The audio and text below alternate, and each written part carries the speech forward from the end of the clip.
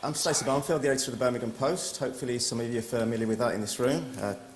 And I'll talk about the changes we're going through. But by starting that, I'd like to go back to the early days of the Post, really, to kind of try to highlight its importance. The Post was launched in the latter half of the 19th century, when this city was going through huge changes in its civic structure, becoming a city.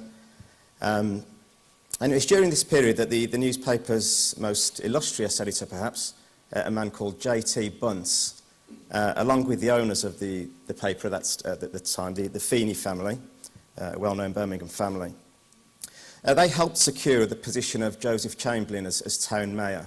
The Post was quite vocal in its support, in its liberal views, and it really pushed for Chamberlain to become mayor. And there's a lot of evidence to suggest that through the Post's work, that happened. And we all know what happened with Joe Chamberlain. He went on to transform and create this city.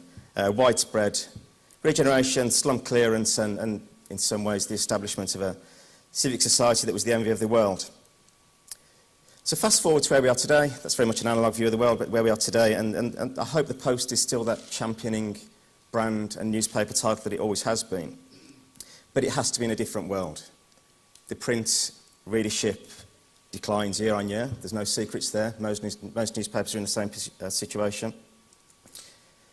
And we're in part of a media world now that is more fragmented than ever. It's cluttered, it's noisy. We have to fight to get our word out there, our stories out there. And it is a fight. Social media plays a large part in what we do. And we have to change and adapt. And if we don't survive, and we don't have a viable future. So I'm trying to say this is an example of a good, solid Birmingham brand that's popular, that is well known, that just has to change and adapt. We now have an app. We have our desktop and mobile feeds, social media presence. But those stories can get lost instantly, so it's absolutely critical that we are part of that. And our audience is bigger than it has been for a generation. If you combine the print readership and that online audience, there are huge numbers reading the Post and our sister title, The Mail, these days. So we use Facebook, we use Twitter, we use all manner of social media tools, but ultimately I believe it's the content, it's what we do as a newspaper, it's what we write that gathers our audience. And that applies to, I would suggest, any business. It's your products, it's your services. If they're good enough, people will come. So with that audience, and with that introduction from Pete, thanks for that, we're going to go straight over to the panel debate. This is your chance to question the panel. We're going to take some questions through Twitter. I have a few here as well I've been reading from the morning. And put them on the spot. This is your chance now to ask those key questions. And I'll start with one that came up earlier, and I'll ask it to the whole of the panel. The pace of change and disruption, it's happening at such an incredible speed. How is it possible or even feasible for an SME to try and get a foot in there, a toe in there, to get something in return? How can you plan a strategy in this world, the way it's just been described, it's changing so fast? Suggesting that one of the things you can do as an SME is recruit a young person. Because if you think about it, the people with the skills are the people who are just in school, in college, coming out of university now. They're not of my generation. They're the people who are just growing up with this technology, much as we saw there. So if you're an SME, we've got a graduate advantage scheme which places graduates into small companies. 18% of those are IT in posts, and over 28% of those placements get jobs with those companies. So young people into SMEs, that would be my suggestion. I'd add, if I may, I absolutely agree, and I think there's maybe a caveat, it's not the right word, but they'd need to be empowered by the CEO, whoever it might be, to make mistakes. I'll give you one very quick example, but I work with a business, Cushman, they're based out in Dubai, and we have a bunch of metrics we track on a monthly scorecard. One of their metrics is how many projects have failed as a success metric. So those kind of things, if the leader empowers the young talent, I think that will work very well. I want to add to that, so absolutely, and we in Microsoft, we support a lot of apprentice schemes through our partners, but I think that just to put it onto the young people, doesn't and not provide them with the guidance in terms of what is the value to your business is also, you know, a challenge. So it needs to be that level of, you know, guidance in terms of what you want to do, what is the value to you, and what does the technology bring to the table. And what about that planning ahead, that budgetary planning and 3 or 5 year strategies for a business? How do you achieve that with all this change?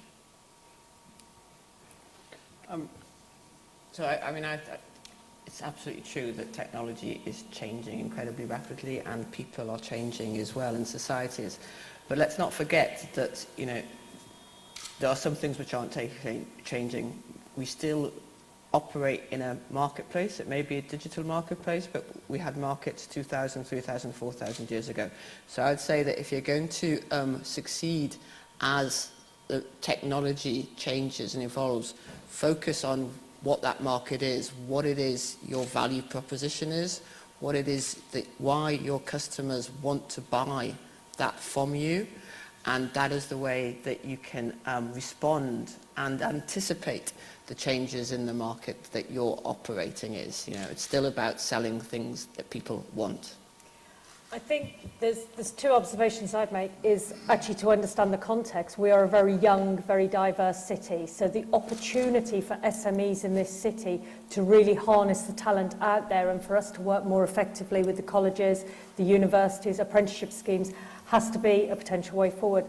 The other thing for me, and we were reflecting it on the break, for a number of SMEs, it's actually embracing that uncertainty, that the only certainty is uncertainty, and change is the power of actually taking your business forward. Because I think for many, and some of the experiences of the high streets and the bids in the city would suggest they're not necessarily embracing the changing marketplace we're working in. And those businesses, some here today perhaps, who are desperately keen to accelerate their growth and learning a lot from what's been discussed today, what are the big pitfalls there? What are the dangers that they might face? Can you go too fast? What's the danger there? I mean, the previous question alludes to that. I think I'd argue, and I can be flippant because I don't have to do planning for Google, but I plan for my own sort of business within Google. I think a 5-year plan is nonsense, would be my sort of answer to that question. I think the amount of time you spend probably trying to write a 5-year plan, you've missed a handful of tricks already. So part of the answer there is to be aware that things change. Well, how are you going to know what the legislation is on drones delivering your products within 5 years from now? You're not. So, you know, that's a waste of time. So spend less time planning for things you don't know about and more time delivering things you do know about, because absolutely the marketplace model exists. There's customers there and you want to give them goods and services. So get on and do it, I think. I mean, even the government science and innovation strategy, which was published last year, talks about agility as one of the key features of innovation. It's not about the plan, it's not about the financing, it's about agility. Can you move quickly?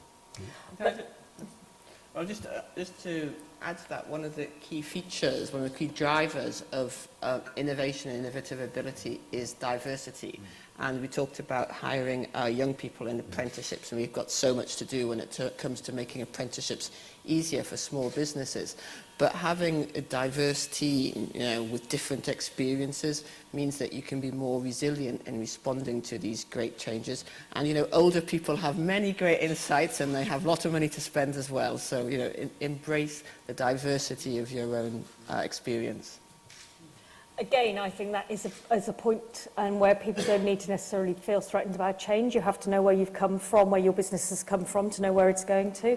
The other thing, just in case I'm sitting next to somebody who could have a decision over future funding spots, the government may preach agility, but then they require business to produce those 5-year, 10-year plans. They require local authorities, LEPs, to produce long-standing plans that once you produce them, actually you rarely look at again. And just to say, a few tweets about government procurement, that in response to what I was saying, I recognise that government frameworks are often a great example of that, where you've got to have 2 years of accounts even to get onto a framework, and, you know, we're trying to support startups. So yes, we need to address that. Just going back to your presentation when you talked about the display advertising, could you elaborate on that? Are there any case studies of successful display advertising examples? Yeah, sure. I mean, there was one I was going to show and didn't. But we talked about Gumtree at the very beginning, and Gumtree have been a big customer of Google's with video and display advertising. There's a bunch of case studies. We have a thing called Think Insights, so feel free to go and have a look at it. It's publicly available. I think most businesses have started to dip their toe in the water, but the technology for matching the right ad to the right consumer has got so much better in the last year or two, which is why we're seeing this sort of renaissance in display advertising. We are reaching a point relatively soon, as long as legislation doesn't get in the way, and cookie legislation in particular, where no one will ever have to see an ad they're not interested in, which is a great vision, and yet the government's doing all they can to try and stop that. But actually, if you think about, if you trust a handful of businesses with anonymous data, and just to be clear, I mean, cookie data, we are not interested in who's behind that cookie. We just want to get the right ad in front of the right person, because the advertiser pays more, and you as a consumer click more, because you like the ad. So there's lots of success stories, and we publish as many as we can, actually, because small businesses, medium, and huge businesses are all embracing it, and there's lots of good stuff out there. I think just want to add to that somebody said earlier about the trend of having consumers owning their own information and then granting that information to whoever it is really important, and I can see that coming. You know, we are working on that, and with the power of, you know, having your personal data combined with all of your social media and your context of where you are, that creates a great environment whereby services can be personalized, and small businesses, for example, could sign up on that, and there's that matching thing that goes on, which then give the customer the exact thing that they want, and I see that coming strongly. This region takes pride very much in its export ability, with some businesses doing extremely well. Talk about some of the opportunities for export to global markets if a business was prepared to venture into a new digital world. Well, I mean, obviously, one of the great things about the online market and the internet, the web, is that it doesn't destroy geography. It does make it less of a barrier. And so the market that you may have for your niche product, when you multiply it by the 8 billion people in the world as opposed to the 70 million people in the UK, then that becomes a much greater market. There's also fewer barriers in terms of trust and organisation necessarily to set up on the ground infrastructure, but there's still many barriers in terms of information, knowledge, and some infrastructural one, which is one of the reasons why I believe, for example, that UKTI, United Kingdom Trade and Industry, needs... Is anyone from them in this room? Great. Needs to be more active, and I know that they're starting to do that. Certainly in Newcastle, we've had some roundtables and seminars in terms of giving the support for international digital market expansion, which is somewhat different from trade and export classically. I'll take some questions from the floor in a short while. If you jot a few things down, we'll open it up. Many small businesses work from home, one or two people, perhaps in a spare room, an office or a study. With this digital growth, what are the implications on home lives, and where we're blurring the boundaries between that work and family or home time? Where is that going? I think it's a personal choice. There's always that off button that you can press, and so you know, you decide for yourself this is what is appropriate. So within Microsoft, we do an awful lot of anywhere working, and usually, you know, people are trusted to work at home, but also the managers set the boundaries. So one of the directors was sent out email on Sunday, but then he will very clearly say, "This is my choice. You're not expected to respond to me." So it is entirely your choice, and people need to be trusted to do that. I think it is certainly, I mean, when you actually think we have 500,000 people working in this sort of centre, this city, when you think that we have a regional travel to work pattern and the gridlock potential of everyone having to turn up at the office between 8 and 10 and people living between 4 and 6, and you know, we've had a conversation, you know, we've both got children, you know, if you have children at school juggling through that, and I think it's a big one for the public services, because having worked in the private sector and then coming in as a politician, I do not think public services have adapted as much to the flexibility and flexible work patterns actually as has the private sector.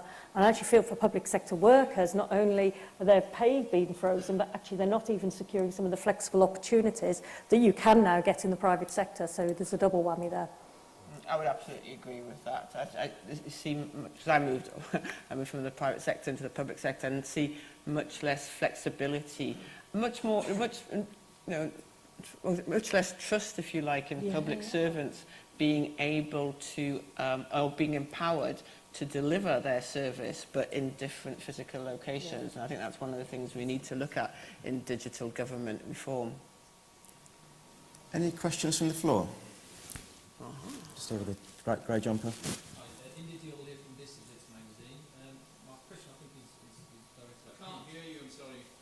Have you got a roaming mic? You have to shout up. You shout that, we'll repeat. Yeah, we'll repeat the question. Yeah. I'll repeat it afterwards. Okay. The question, I think, is directed at Pete. It's around hyperlocal and niche news websites, magazines. What's the opportunities for that, do you think, within Google?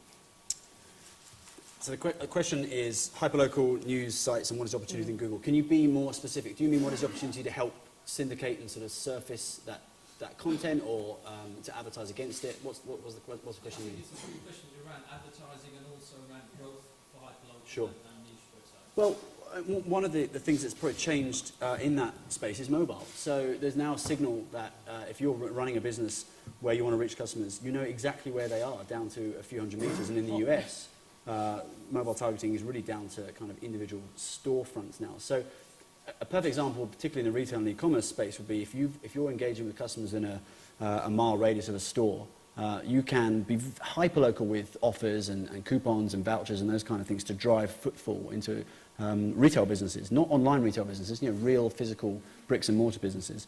So I think mobile is probably the key answer to that question, because it gives you all the data you need and you know where people are going to be at a given time, and there are trends and tools available to help you with that stuff, so you can then make sure that you serve them the right ad at the right time and help monetize what it is that you do.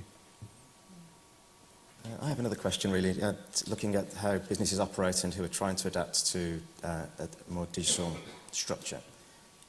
How do you manage those changes within the business, the cultural changes, the role changes, the people you've worked with for many years who suddenly being asked to do something completely different and to explain why they have to do that? Any experience of that? Well, I've got none, because I'm a native, so I guess I'm rubbish at this question. I think, and it could well be where possibly local authorities and public services are less willing. And I think one of the things is when you're, and it was the point Peter made, when you're working differently and everything is so complex, everything is so uncertain, you will fail. Mistakes will happen. And unfortunately, the environment that we work in, for public servants, it's a very unforgiving environment. And actually, the blame culture may not be within your organisation, but there's potentially local media who are always there to tell you got it wrong. So it's how we actually create a culture that allows policymakers not to have all the answers, but be able to put some of the questions so they can embrace the knowledge about them, and actually be able to admit mistakes and take benefit from those rather than actually lose any of the opportunity. Yeah, I'll just add to that, because I agree with that absolutely. But it was interesting that I think in the report, was it 44% of small businesses said they didn't have time to invest in digital skills. I think part of the argument is you don't have time not to, and that as part of that, people will make mistakes as they change and evolve. And it's so important, and I think that's true in the public sector, but also in the private, not to initiate change on the basis you're doing it all wrong, this is what you've got to do to get better, but on the basis that this is about enabling people to pursue their own career objectives, to get better, to contribute more to the company or the organisation. So it needs to be done in a positive character way, rather than, as is often the case, in a negative stick way. Within the context of a business, there's within that context of a business, there's always this, trusting people to do the right thing and so on and so forth. But there's also that concept of working like a network, in the sense of, nobody is ever going to know everything, particularly with the amount of stuff that is going on out there. So why not go and ask the guy next door? And once you ask, technology can help amplify the connection that you have with people, and therefore it helps you to find the right people to ask the questions and then to do things with. And all that kind of culture, that kind of technology is there, is available to be adopted. Let me give you an anecdote. We're a part of the Goldman Sachs 10,000 Small Businesses scheme, so we deliver what is effectively a small MBA to a business who develops their own business plan as part of a team and cohort of other businesses, about 30 businesses.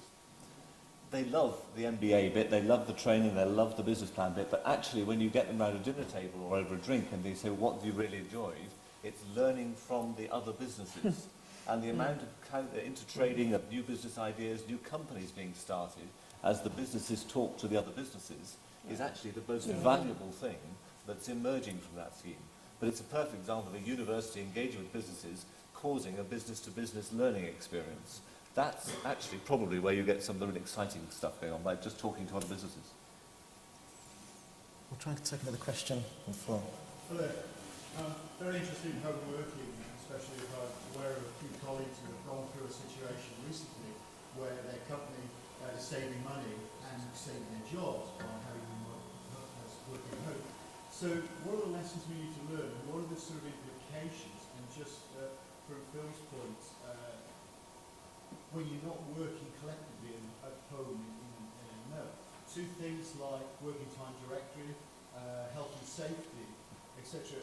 Where does those boundaries sort of blur and blend? Is this an area we need to look at and be aware of as employers if we actually facilitate or allow our staff to work back at home?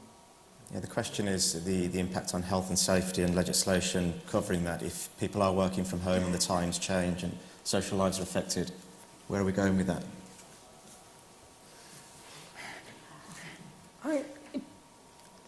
What we have to remember is the policies and processes and way of working that you would have where everyone was required to come into an office and do something are not going to be suitable for a flexible way of working. So you have to develop new policies, new processes to go with your new approaches, and that could be where failure sometimes happens.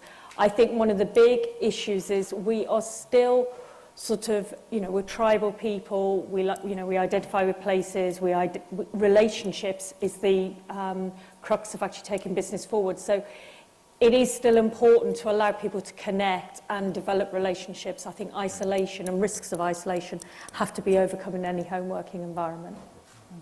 Well, Marissa Mayer, new CEO of Yahoo, famously canned working from home as a sort of standard practice because of that very idea of bringing people together, although it's not a hard and fast rule. But I would say if you're a small business, you may be looking for problems that don't exist to begin with, because the type of people you're going to hire who are wanting to work on and off for 24 hours a day and they're flexible and they want to be at home and they want to then drop the kids off and want to go and do sports day, they're not looking for legislative problems with that at that point. Now, when it grows, that becomes a challenge. But I think those things, it's almost like sort of clutch and gas, that you can find your way slowly, would be my take on that. That's not true when you're 1,000 strong, but when you're 3 or 4 people, the type of people you're going to employ, you're going to be kin that you won't have too many issues with potentially. But I think just to go back to what Elisa just mentioned, there is a trend for what's called a third space, which is somewhere between work and your office that you can go to, you can bump into people, you can have that human connection and so on and so forth. We see more and more of that happening. You can go into King's Cross, right in the centre of London, sit down Moseley there. Exchange in Birmingham. There you go. My board. We're almost out of time, so one final question, and it's crystal ball time really. And it comes from a question from earlier. What are the biggest and most significant changes we can expect to see from digital technology in our daily lives in the next couple of years? I think we're looking at the man from Google here too. Well, tell us about this. I mean, everyone's probably got a different take. In my day job, because I mostly work with retailers, large retailers, and I didn't talk about it much today, but I think fulfillment actually is the biggest change that's coming for physical goods. And I think we are now at a point where most businesses are ready to drone drop your orders, and legislation is getting in the way. So you think about that, there are businesses, Amazon, DHL, eBay, ourselves, we are primed and ready for that to go. Law stops us doing that. So there will be a time, not far from now, and I was thinking about this at the weekend, when you're running out of nappies and you're looking at about a 20 to 30 minute window for a little thing to appear in your back garden, drop those and then disappear again. That's great, and anything getting in the way is policy, which is a real frustration. So I think fulfillment and how suddenly that opens up so many potential incredible changes for both the businesses and the consumers in that marketplace. I just want to say on that, the laws getting in the way are the ones that stop airplanes sort of being taken off, being hit by drones. So I agree there needs to be legislative reform, but they're getting in the way because they're trying to protect people from dying. In terms of what would be my big change, I'm not sure 2-3 years, but we haven't said very much about the Internet of Things this morning, or not that I've heard. And I think that's, and when we had the slide that had that 8 billion people would be online, but every device and item, this won't happen in the next 2-3 years, but every item of clothing, everything you buy, everything could also effectively be online. And what we will see, I think, in the next 2 to 3 years is major, like households going online. Your home is being online. We'll see that as part of smart metering.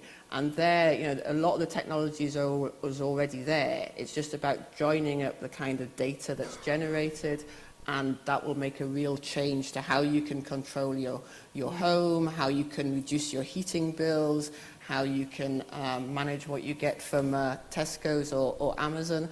Those are getting devices and physical objects online, I think, is going to be one of the big changes.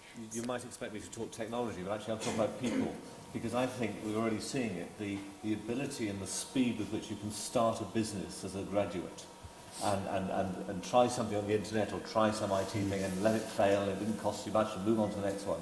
That ability to cut your teeth on starting a business, on having a go, I think is culturally really quite significant. And the number of our graduates across the city who are going into that world of starting a business, it doesn't have to make anything, they just have to do a service, and gradually getting the idea of what works and what doesn't. I think culturally that's going to be a huge change over the next 10, 20 years.